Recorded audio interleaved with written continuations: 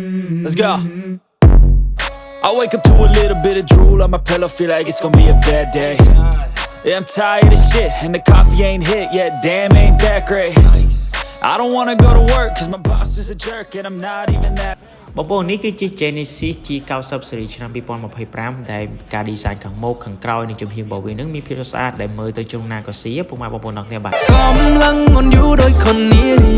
មើលពីជ្រុងណាក៏ស៊ីคนនេះឲ្យបងស្នេហ៍ស្រីជាពិសេសនោះគឺខាងមុខទាំងប៉ាណាទាំងអំពូលភ្លើងគុជបាទមើលទៅមានភាពទំនើបនិងទាន់សម័យបាទត្រូវបានរចនាឡើងមកជាប្រភេទ Sedan ទ្វារ4កៅអី5ប្រអប់លេខចំនួន8វគ្គអូតូដែលបំពាក់មកជាមួយនឹងម៉ាស៊ីន My Hybrid V6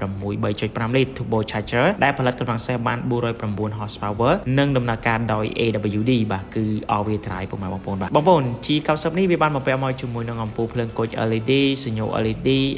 daytime running light Faco ឡើងចុះ dark sensing headlamp auto delay of headlamp smart key speaker ចំនួន23គ្រាប់ជាប្រភេទ premium sound brand sensor parking មុខក្រោយកាមេរ៉ា360អេក្រង់ touch screen 12.3 inch មាន monitor មើលសម្ពាធខ្យល់ចង្កូតស្បែកដំបូលបើកមានប្រព័ន្ធសារថ្មខ្សែ Android Auto Apple CarPlay USB connection និងបានបំពាក់មកជាមួយនឹងរង្វង់កង់ 19 inch មកដែរព្រមទាំងបានបំពាក់មកជាមួយប្រព័ន្ធសុវត្ថិភាពដូចជាប្រព័ន្ធជូនដំណឹងពីកាបូបប៉ះ lane keep assist ប្រព័ន្ធរក្សាគន្លងផ្លូវប្រព័ន្ធ ABS anti-lock braking system blind spot driver attention alert traffic jam assist pre collision safety system emergency braking assist stability control traction control front and rear head airbag មាននឹងមាន option ទំនើបមួយចំនួនទៀតផងដែរហើយពី0ទៅ100 km នោះគឺវាចាយពេលត្រឹមតែ 5.0 វិនាទីតែប៉ុណ្ណោះហើយ top speed បានរហូតដល់245 km ក្នុង1ម៉ោងនិងកម្រិតស៊ីសាំងជាមធ្យមគឺ 11.7 លីត្រក្នុង100 km ហើយវាមានតម្លៃចាប់ពី $10,000 ជាងឡើងទៅអាចលះនឹងដែរអាស្រ័យទៅលើ option និងការចាំបាច់បន្ថែមរបស់អតិថិជនហើយតម្លៃនេះគឺជាតម្លៃនៅក្រុមហ៊ុនក្រៅស្រុកមិនទាន់គិតប៉ុណ្ណឹងចូលអញ្ចឹងបងប្អូនយល់យ៉ាងណាដែរសម្រាប់ Genesis G90 Series ឆ្នាំ